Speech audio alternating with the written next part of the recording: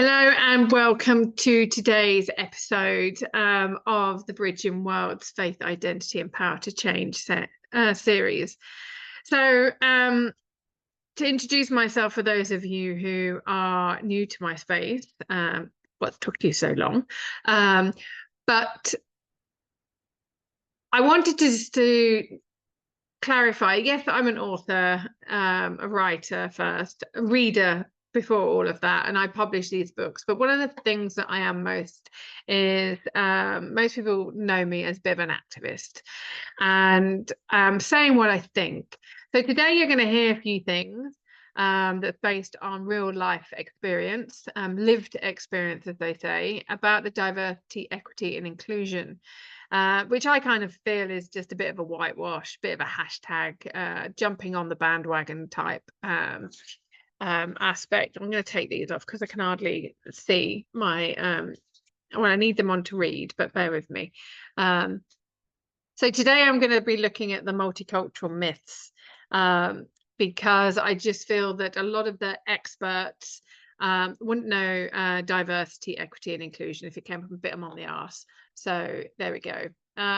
So let's put things into perspective and give a bit of context. Having lived in 44 countries around the world, speaking multiple languages, reading literature in different languages, which I'm really quite slow at, but I get there in the end.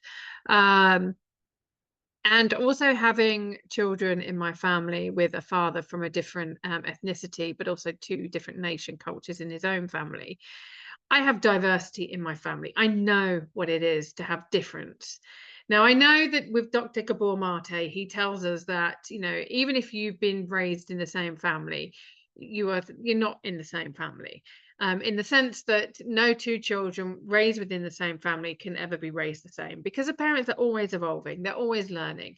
And those of us who are parents, we know that, you know, the first child might, you know, not have the 10-second rule where you blow on it, dust off the fluff and eat it anyway, but the second child more than likely will do.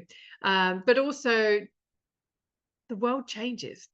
The world absolutely changes. My eldest son's experience of the world is always going to be very different because my eldest son, he looks more like an Arab where my youngest son doesn't. And I remember when the youngest one was at nursery and a little boy in his nursery class said, "Why are you all different shades of chocolate?" Oh, sorry, all different flavors of chocolate. And I'm like, because you've got to have the chocolate. You've got to have all the chocolate. And I wasn't offended by this little boy, but his mother was mortified. And I'm like, why? He's just a curious child.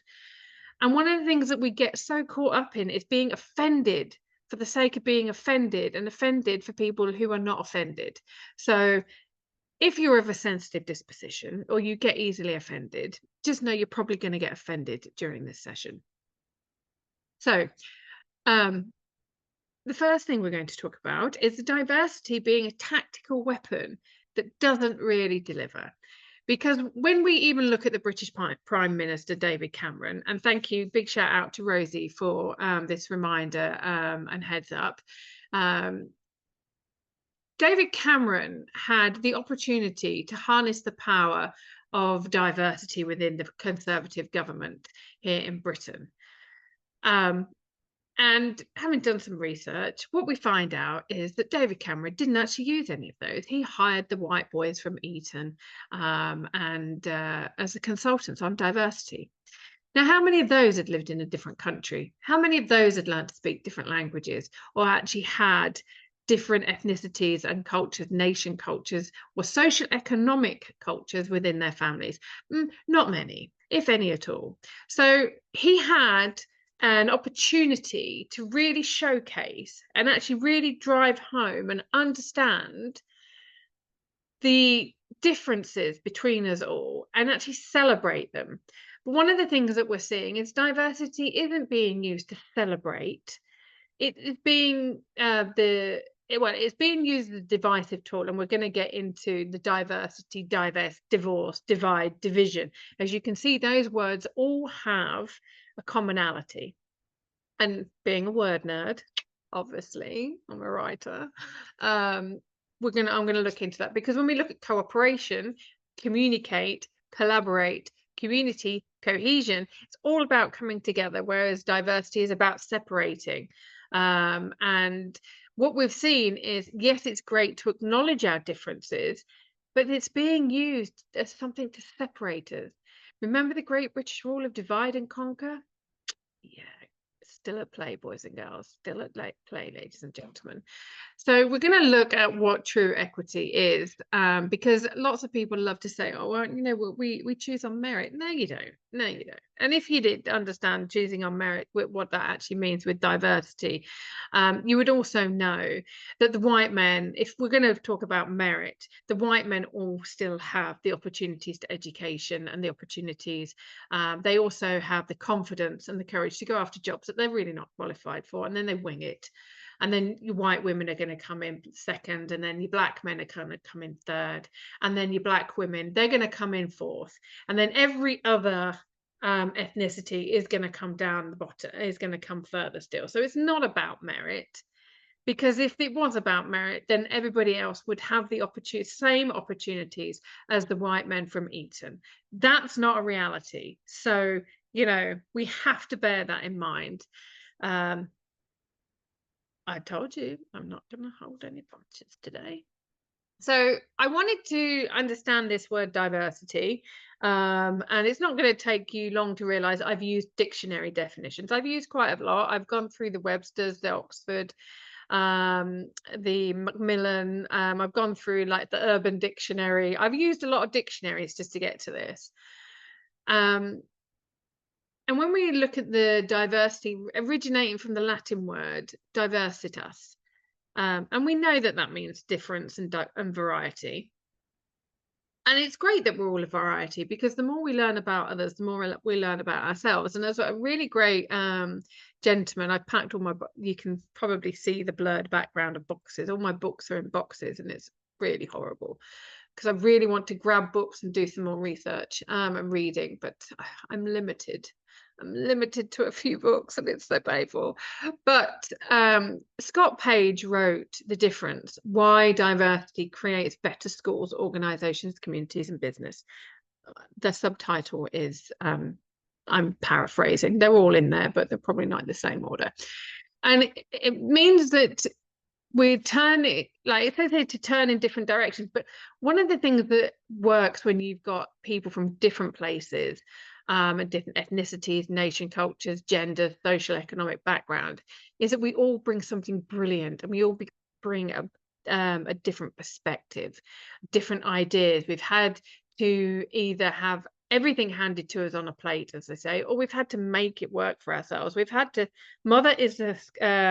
scarcity is the mother of all invention, as they say. So people who haven't had opportunities have had to make things work, make do and mend, as my grandmother used to say. And it's because of this, or because we just do things differently in different countries. Like I remember, like even just cutting a pepper. When I went out into the Arab world and I learned how they cut peppers differently, I was like, oh my God, there's so little wastage, you know. And peeling a banana, the British peel bananas wrong, but they know how to do it properly in Latin America. It's amazing. Again, or these might seem simple things or like nondescript things, but in the workplace or in society, they actually make a bigger difference than we can actually. And it's that ripple effect. It's the different ways of thinking, it's the different climates and the different levels of altitude which affect our bodies and our brains differently. The foods we eat, they're different. And you know, even to the point where when we're speaking of food, if you look at anybody from certain parts of Africa, they don't have gyms, they don't have dumbbells, they don't have these Pilates bands, but they're ripped. They know how to use their body because they're working their body. We're not here in the West. Lots of people are overweight and obese. They wouldn't know a muscle group if it came up and bit them on the backside. And that's the thing. It's like we are so distracted by the nice to have and all of the overthinking, instead of just being the natural, okay, let's just use our body, let's use our brain, let's look at this in a creative way. Let's pretend we have got nothing and let's actually think about how we can grow and make things sustainable and actually create a better world. Let's respect our bodies, our minds, and the universe that we're doing. And this is when we actually really celebrate the differences of diversity, and that's not being done. What we're doing is we are making sure that we are ticking the boxes, and we've got people that maybe just choosing one person that fits lots of different boxes. I will just hire that, and then we can say that we've hit our diversity quota. No, you haven't. You've just hired one person or a couple of people in an organization of over 100 people. That's like putting a raindrop in the ocean. It's not going to work. And yet we're DEI experts, and we've got a DEI policy, and we've written our health and safety and our HR policies, and we're doing all of this. No, it's all a lie. It's an illusion that so many people have fallen for. I was speaking with a DEI expert recently, and I said to her, "Oh, I looked at your LinkedIn profile. It's not very multicultural, is it?" And she goes, "What do you mean?" I said, "Well, how many people in your network are actually from outside of Britain and the United States?" And she started to get uncomfortable. I said, "And there aren't that many Asians, like people from South Asia or East Asia. There aren't many Arabs from the Arab world, or from anywhere else for that matter. Like, you tend to just have white people from English-speaking countries. You haven't even got, white people from the eastern side of Europe, like the Balkans and places like that." And she just looked at me, "Well, what?" And I was like, "Yeah, you don't experience diversity in your own life. How many people in your friendship group are from outside of Britain, from outside of the white ethnicity? Like, how many of your friends are not Caucasian?" And she was flummoxed, like, no, and not one person in her family in 2025 in multicultural Britain was outside of the white Caucasian British English, not even Welsh or Scottish. Yani, seriously, in serio? So this is, as you can see, something I'm quite passionate about. And being a redhead with hazel eyes, I know you can't see it, and transparent skin. I've missed the word skin off there, obviously. Like, as Celts are different. And recently I was at a seed talk about folklore and feminism, and a woman in the audience asked a brilliant question. Because when we look at folklore in the English, from the English perspective, you're seeing that women there seem to be quite meek and mild, and the men have taken over, even if they've gone over to Canada in the colonies. The women seem to be quite meek and mild, and doing the thing and look very proper. But then when you look at Celtic folklore, wow, we got the warrior women. And it was such a brilliant observation of the woman in the audience. And it really, I mean, I was really annoyed by the talk in a lot of ways, because it wasn't really about feminism. It was just about a bunch of women who are still angry at men for whatever reason, wanting to blame the men of today for the past situations of men in history, because obviously all men today are to blame for the men's actions in history, and men are apologizing, which they don't really have to do. But anyway, that's a different seminar. But again, it's all about this illusion and this perception that people have that they're doing good because they have to believe that they're doing good. They're not actually really measuring the results. They're not changing the policies. How many companies actually have a prayer room for the Muslims? How many people actually have a confessional or a vicar priest go along, or allow people to have time off on a Friday morning? How many companies are opening 7 days a week so that the people who have Mondays off or Fridays off, depending on their religion, how many of those people are actually allowed to have a Friday off and come in on a Saturday, or have a Friday off and coming on the Sunday? And how many Christians that are working, proper Christians, not just people who call themselves Christians, people that actually practice their religion, that that don't want to work on a Sundays because that's the day you go to church, you go to mass and what have you. How many people actually get that time? How many Muslims actually get off the whole of Eid? How many Hindus get time off that during Diwali? Again, like, it's all very Christian. Yes, we're in a Christian, what was originally a Christian country here in Britain and the United States, and Australia and Canada and, you know, all of the colonies. But we're 2025, folks, you know? It's about time we caught up with all the things that we're spouting. It's about time the policies within companies and within cultures, the social groups actually caught up with all the stuff that's going on out there. You know, people like to work at different time zones because that's what their body clock is used to. Is your company working 24/7? It could be. It absolutely could be. How many people are you employing in different countries around the world? Or whether you're doing it as a freelancer, how many people have you got freelancing in your company from around the world? And if you go to a company, like, people talk about like the culture of the company. Every country has so many different cultures within it. Like I said previously, the music culture, the art culture, the climate culture. Like, if you go to, say, Berlin and then you go to Dresden, very different Germany. If you go to the east of Germany and you go to the west of Germany, even though the wall is not there, they're still really different. North Italians are very different from Southern Italians. But we just say Italians. No, they're different. They're so different. Like, the people from Argentina in Bariloche, there's a very dark energy there. Very beautiful area, you know, with the lakes and the mountains, etc. But they are so different to the people in Buenos Aires. They're so different to the people out in El Calafate. So different, and we cannot say, oh yeah, we deal with the Argentinian culture or the Latino culture. Latinos are so different. Every country you go to, I love the ticos in Costa Rica, the nicos in Nicaragua.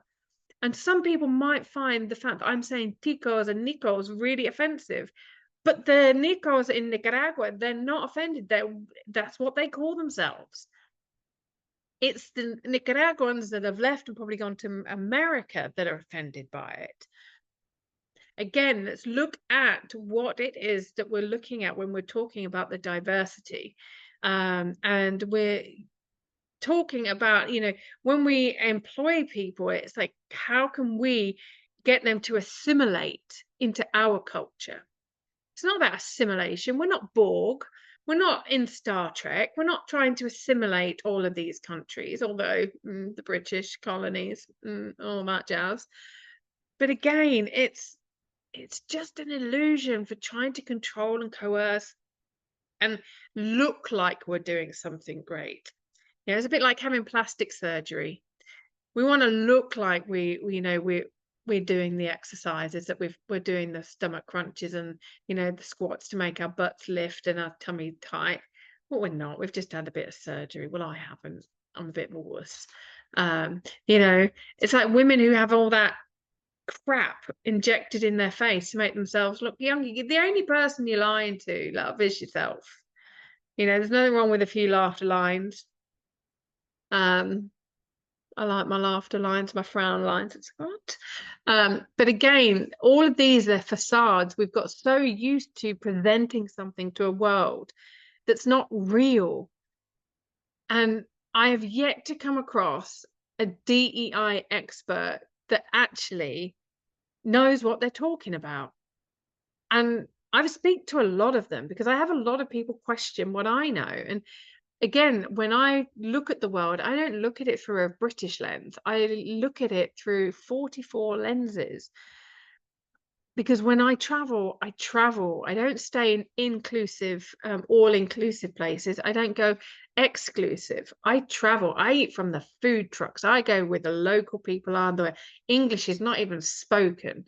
I've been invited into places in archipelago islands where no foreigner has ever been, and there I am cooking food with the ladies and, telling stories with the children. Um, and that's not heard of in a lot of places, but it's because I don't see them as the savages that are supposed to be there, or the kindness currency I like to use, rather than the patronizing, economy of the dinero. But again, what is all of this? That it's just fluff, basically. And we've seen this with what's happened in the States, because if the people really believed that their DEI policies were really working and were really valuable, when Trump got in, they wouldn't have rolled back on their DEI policies. They would have stood firm. And we actually see that a lot of the DEI policies are about placating other people and pleasing them to avoid lawsuits. It's got nothing to do with wanting to make the world a better place, and more to do with protecting the company from ending up in court. And yes, a lot of the DEI policies, they've become what I call white woke. They're not actual woke, because if people knew what woke meant, they would be acknowledging more of the Black community or the people of color community. Again, so many phrases, so many terminology. Do we even know which one to use? And this is a problem with modern day, well, with the DEI.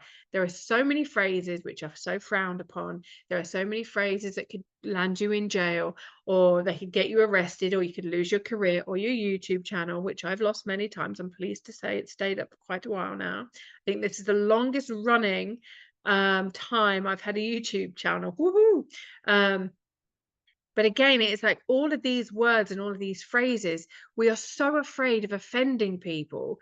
There's no possible way that we could be telling the truth. And we all say, oh no, we want the truth. I'm telling, no, none of us really know what the truth is anymore. And it's getting to a point where, do we even know who we are? And I know that I'm a geek, and I know that this probably sounds like I'm bigging myself up, but if you've got something that you can come back on and you can prove that what I'm saying is wrong, or you've got a counter argument, bring it. Let's have that conversation. And it's because I invite that people bring stuff to me. And I go, actually, you're bloody right. I got that wrong.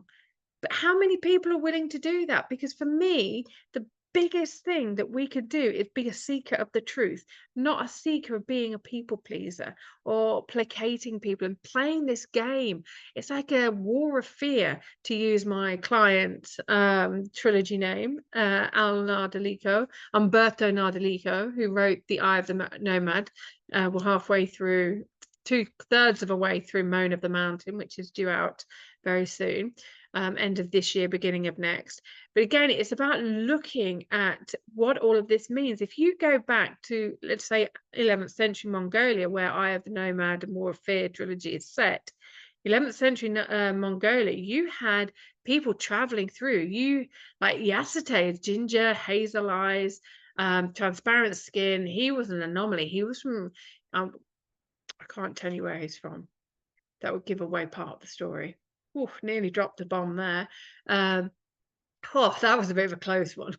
Whew. I have signed an NDA, so I have to be very careful. I just get caught up. But again, when we're looking at the Silk routes, when we're looking, even if we look at Palestine, like, you have got you had a wonderful country there before it was given away by the British.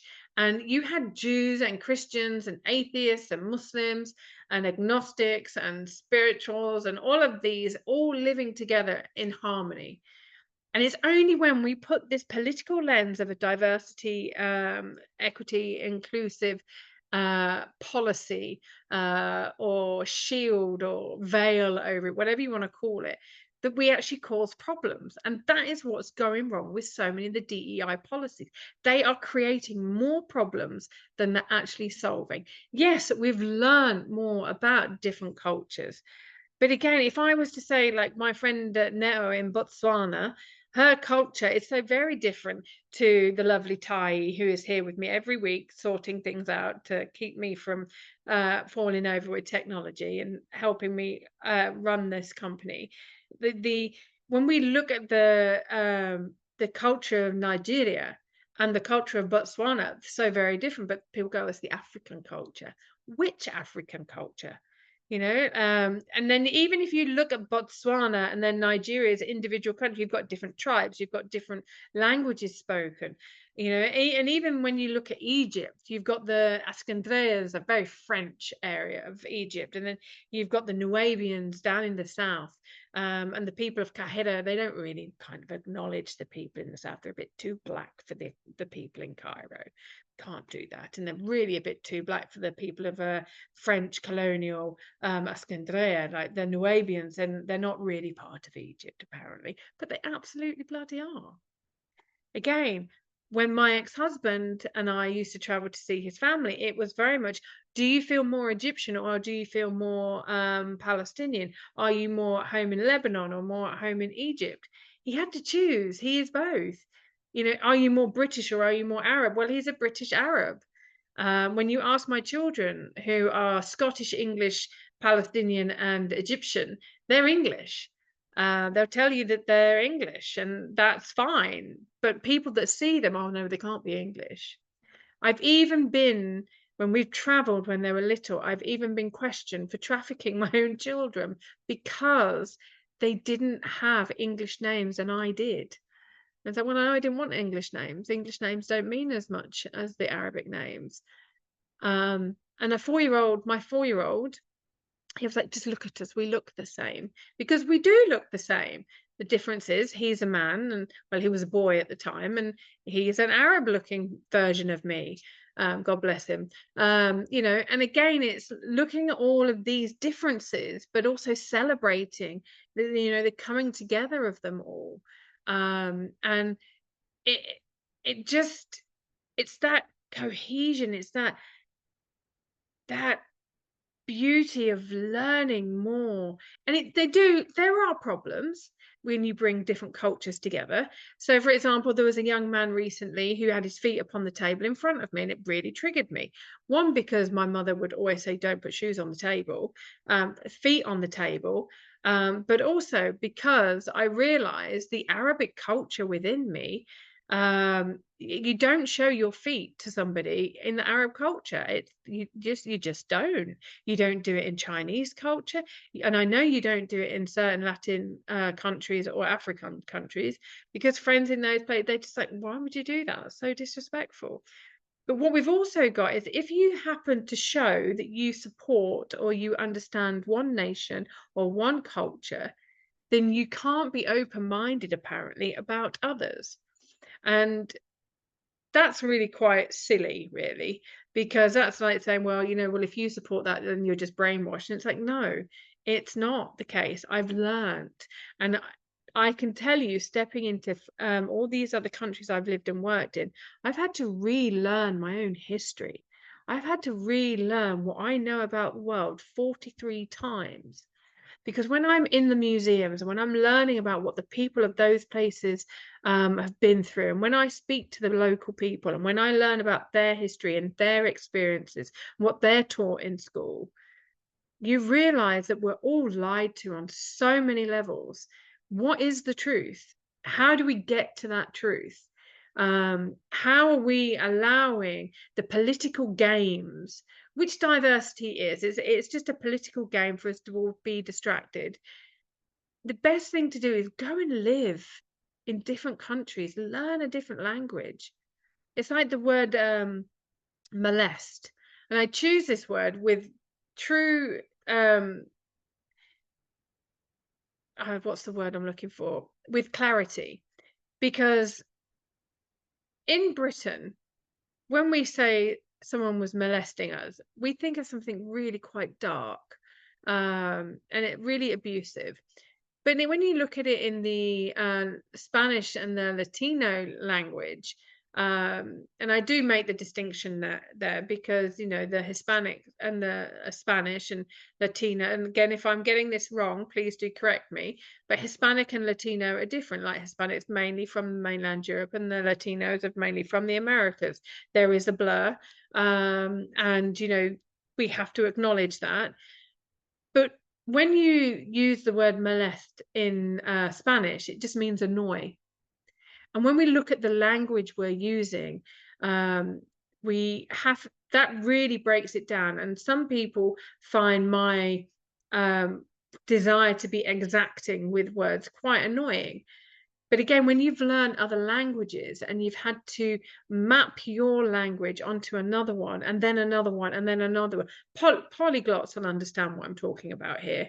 Um, you really start to define your own language. So when I was offered recently to work with HR departments on really looking at unpacking their diversity, equity, and inclusion policies, I was interested. But are their HR departments too woke and too afraid of being sued for actually doing a proper DEI policy? Or are they just wanting to placate and avoid legal ramifications rather than bringing together and celebrating all these different and beautiful cultures that we have around the world?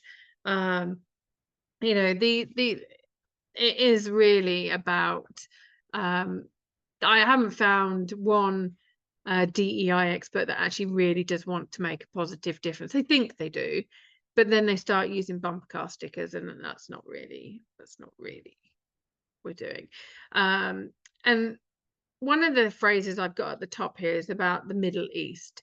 Now, it's no secret to those people who know me. I am a big fan of Noel El Sadawi, fantastic Egyptian powerhouse of a woman.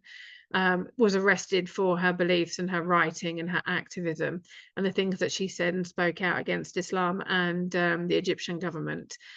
But she puts it so brilliantly, because when people say the Middle East, they're using colonial language. And it's only the Middle East because it's in reference to London. So the Arab world is the midpoint to the east from London. And that's again the Midwest in the States. I find it very difficult when people say, "Oh, I'm from the Middle East." No, you're not from the Middle East. You're from the Arab world. And this is the thing about the words that we use and how the language of migration and these great British empires and, you know, settlements um, and the colonization of different places, just the people of those lands, they start to believe and start to use the language that actually rob them of their own identity. When you look at a lot of different places around the world where the Christian ministries, missionaries went in and they used symbolism and they used dates and idols to spread Christianity. I just they've lost who they are. When I was studying anthropology with Oxford and we were looking at shamanism and different parts of Africa where, you know, these people, they would take medicines and speak with nature and plants and use them as a way of healing and a way of being guided. And a lot of African nations have lost that. In Britain, we call it black magic or voodoo. But a lot of the time, this is the way of speaking with spirits and ancestors. And what we've managed to do is brainwash a whole continent into believing that who they are was not true and it's not real. And we've tried to do it with the Aborigines of Australia and the other indigenous communities across the world, such as in the Latin Americas and from the we say Native American Indians. Like, well, the indigenous communities and tribes from the plains of North America. And again, it's like when you understand that, you know, these sweat lodges and they've become very modernized, but they've become very westernized, and we've actually lost the essence of these sweat lodges and, you know, why people would smoke the peace pipe and what was around that and what the shamans were doing and, you know, calling on the spirits and looking, and we call it black magic, but it's not. It's just a way of connecting to a whole other realm of being and a whole level of consciousness. that we have lost because we're poisoning our food and our environment with chemicals and like drugs that from big pharma, and it just like we need to get back to the natural state. And this is what when we recently I heard somebody criticize the castration process, not castration process, sorry, the circumcision process of boys in Africa, and how that in certain places the young boys, as they're coming up to the age of 11 and 12, they're taken away and they're circumcised, and then they're left in individual huts in different areas where they have to medicate themselves, they have to grow through the pain, and then they have to make their way back. And within amongst all of that, there's these initiation projects, initiation processes that they go through, which is making them stronger, more independent, self-reliant, more resourceful. And we were talking about men's mental health, but the way in which this gentleman or this man was so disgusted by the African way of being and this process. And my answer to him was, yeah, but they don't have as many mental health problems as the people in the West. And he had nothing to say to that.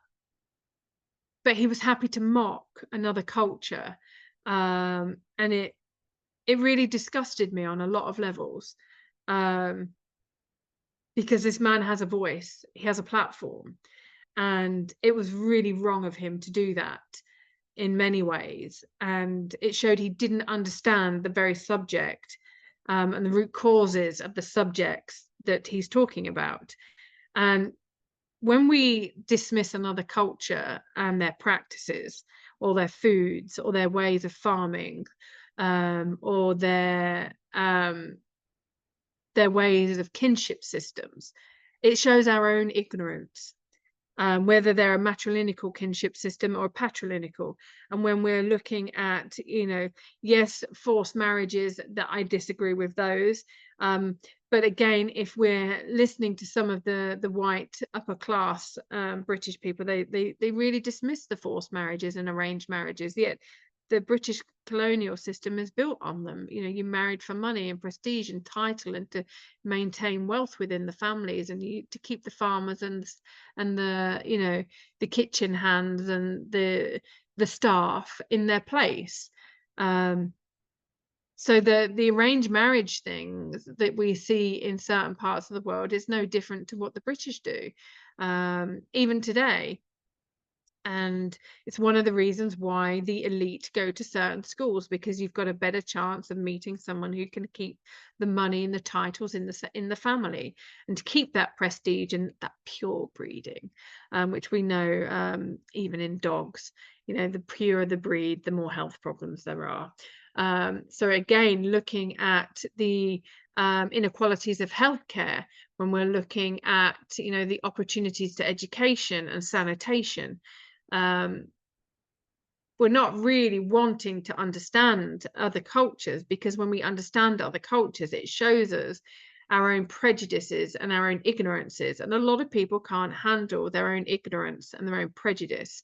And this is one of the reasons why that you're seeing so many people have avoided getting involved with the Gaza situation and the genocide out there. They can't even bring themselves to mention the G word. I mean, lots of people don't know where the G spot is. I mean, come on, let's be honest. And again, we're looking at, where people avoid using certain words because it makes them uncomfortable, such as the word as rape. It makes people uncomfortable. Well, the people going through it are a lot more uncomfortable going through a genocide or going through rape or going through drug addiction than you are in your discomfort of even acknowledging that it exists. It's your ignorance and your ego that doesn't want you to acknowledge that it exists. And again, we're looking at how through our avoidance, we actually are overcomplicating a lot of things. If we meet people where they're at, if we meet people just as human to human, mother to mother, citizen to citizen, if we just met each other on a human level and saw in each other's eyes a human, rather than a label of nationality or ethnicity or gender or You know, people that are reducing themselves to, you know, I mean, I'm going to mention it, people that are reducing themselves to a pronoun. You are so much more than a pronoun. Oh my God. Like, have you forgotten all of what makes you you? And you're reducing yourselves to a pronoun? And then we're actually having a go at people because we're misgendering. Well, you know what? People have been mispronounced and misgendered for a long time. It's not new. You know, we don't really have an issue with people being women not being called doctor, or as a married woman, when she gets divorced, she's always seen as Mrs. rather than Ms. You know, and you know, we have to take this into consideration. We can't say it's okay for these people to be uppity and, you know, cancel everybody if it's not okay for these people. It's got to be, if it's going to be one rule, it's got to be a rule for everybody, not just a small section of the society that demands all of the attention because they stamp their feet and throw their toys out of a pram. You know, we've really got to start pulling our pants up, as Bridget would say, putting on a Bridget's, you know, and we've really got to have the adult conversations that are, excuse me, I'm going to sneeze.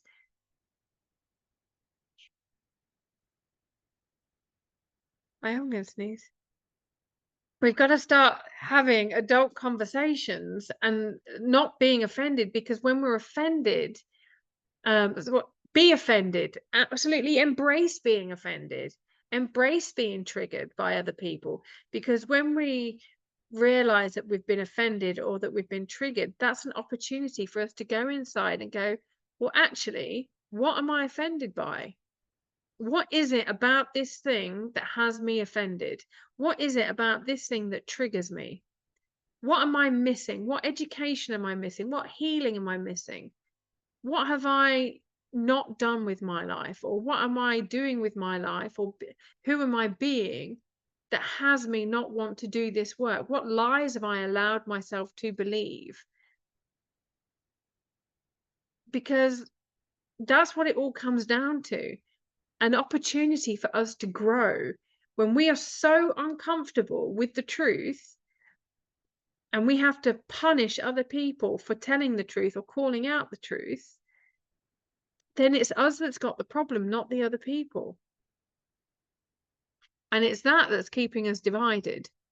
And like I said, you know, this whole real work required to build bridges, it comes from people actually traveling, not going on holiday, like I said, and staying in an all-inclusive or an exclusive resort, but actually traveling, going and staying with the local people, going and, you know, immersing yourself in the culture, in that local community, really traveling, and not hiding yourself away. If you're going to go and live somewhere, learn the language. The amount of people that I know that call themselves expats, that have been living in countries for, you know, 10, 20 years and have never learnt the language. Until you learn the language, you don't understand the people. You really don't. And this is why I feel so blessed that I have a mind, and a determination, to want to understand other people and learn their languages. I may not be fluent in Polish, I may not be fluent in Romanian or Hungarian, but the languages I do speak, Arabic and Spanish, I speak a bit of Brazilian Portuguese. I know it's slightly different to Portuguese in Portugal, and Italian. My Italian's a bit ropey. I can guess at German, from lessons at school. But I know that when I go to those countries or I speak with people from those nations, I want to learn, I want to understand. And it's that curiosity and that desire to understand others that actually have people open up to me and share with me.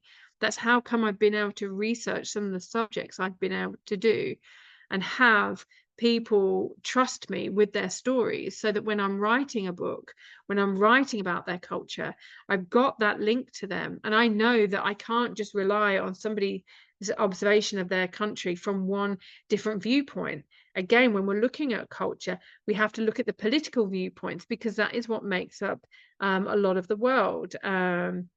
You know, religion is a political tool. It always has been, always will be. You can't have one without the other. Again, Noel El-Sadawi spoke about this incredibly. I don't just take her word for it either. But again, if we're going to listen to somebody in this area of a country that has this view of the culture of their nation, we have to speak to people with the polarizing view. We have to look at somebody on another side of the social economic scale. We have to look at people with different political views. Then we're going to find out what's in the middle, and then we're going to really be able to understand what the cultural diversity really is and how we can bring all of this together to use. For those of you who are in HR, look at how we can bring this together in a Venn diagram. You know, what is it that, what are the overlaps within these different cultures? What are the overlaps? These are what we can celebrate, and these are what we can bring together. And this is the culture of the organizations that we work in. Look at how the neurological differences manifest. Look at emotional behaviors manifest. What are we learning from that? What can we learn about ourselves? And I remember when I was reading Why I'm No Longer Speaking to White People About Race, I've mentioned it here, Rennie Edo-Lodge, brilliant book, absolutely brilliant book. Could not have, oh, I sat on the train in London reading it. I got a few looks, mainly from white people. And I was like, yes, absolutely. I was absolutely. And I was so impressed with this book. It was like a breath of fresh air. She was saying what needed to be said. And oh my gosh, it was like, this should be compulsory reading in schools. But unfortunately, it's not going to be, is it? Well, probably not for a while, because so much of what she's written will offend the white people. And it's just like, seriously, this is essential reading, as are my books, obviously. And, you know, all of the subjects that I'm talking about in this series come from my first book, Friday Bridge. And, you know, I know that, you know, when I look at my family, I'm so different to my brother and sister. Like, you could not get, I mean, talk about black sheep. I mean, I must have come from a different planet. I mean, obviously, some people think I'm away with the fairies anyway, which I am sometimes. But again, it's like learning to ask these questions about others, but also about yourself. You know, I've always said, just ask the question, never be afraid to ask the question. It's like a friend of mine, Sam, you know, she was a boy when she was growing up. And I remember when she told me she'd had bottom surgery. I was living in Colombia at the time. Bottom surgery for someone who's living in Colombia, we're talking, you know, I was going to say Fidel Castro, but it wasn't Fidel Castro, was it? Who was the big drug dealer? What was his name? Pablo Escobar. The girls used to have big butts because they got cocaine bundles stitched into their knickers, and some of them, and because that, again, this is how a lot of myths get transferred, but because a lot of people didn't realize that, they just thought that it was really trendy to have big butts. So when Sam tells me she's had bottom surgery, I'm like, why have you had your butt done? And then she explained to me that she'd had all her bits cut off. I was like, well, what did they do with it?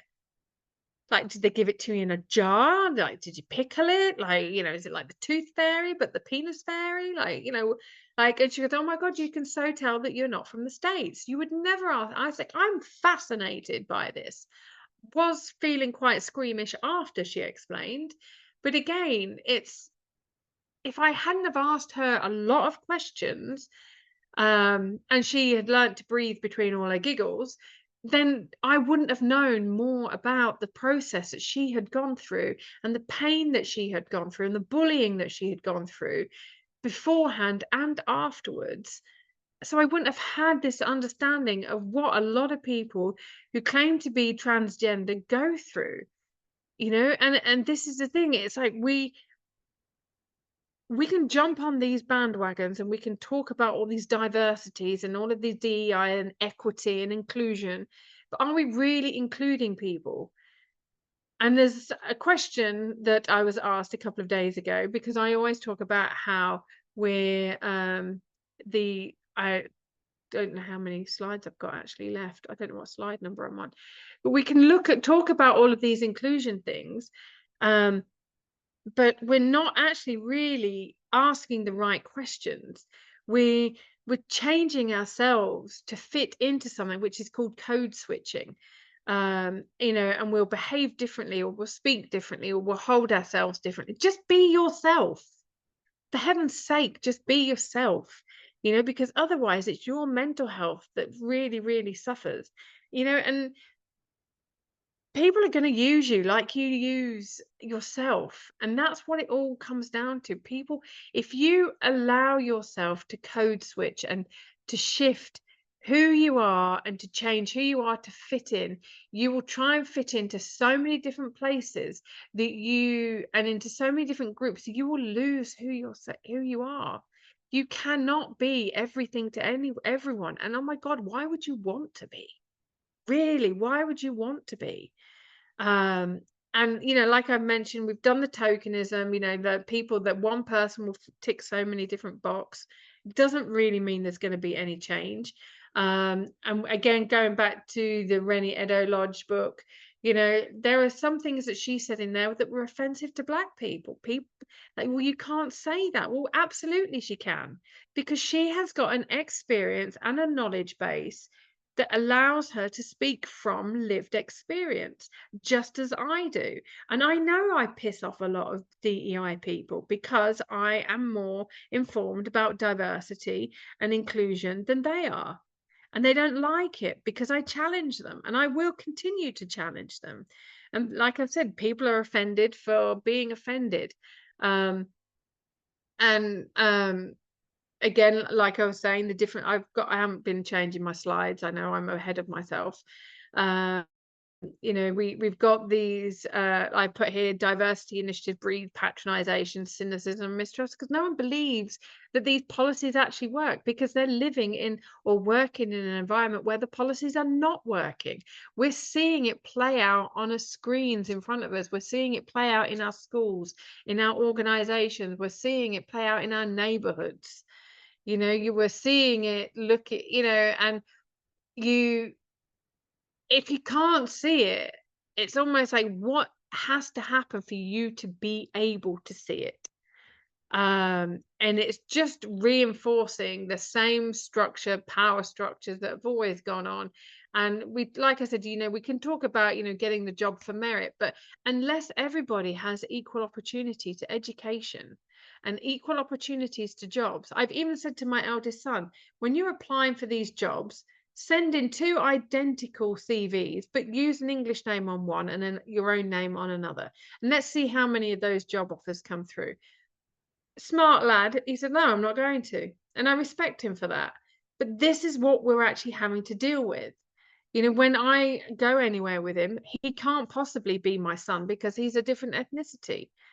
He might be the same nationality, but he's a different ethnicity. People can't believe he's my son, other than the fact he's 6 foot stupid and a half and I'm only 5'5", which, you know, is great for, I mean, it's great because I've got a big security guard with me all the time. He goes out with me. But again, it's like looking at, does he feel that he belongs somewhere? I don't feel that I belong anywhere, because I've got so many different cultures within me now. And I'm like, oh, I really fancy, you know, and I think in different languages. Food from home is different. Things that I do are not always very English. They're not very British either, apart from a cup of tea at 4 o'clock. You know, and it's like we can't say a lot of things because people are offended. We can't have our beliefs, and we're seeing the trans community dominate everybody else's religious beliefs or spiritual beliefs or nation beliefs or their cultural beliefs. We're seeing is a very small minority of people dominate laws and language and everybody else. And we have to ask why. Why is that allowed to happen? Because if it cannot happen for people who are of, let's say, of, you know, I'm just trying to think of I mean, I've used Islam as a very big option, but let's just say the Sikhs.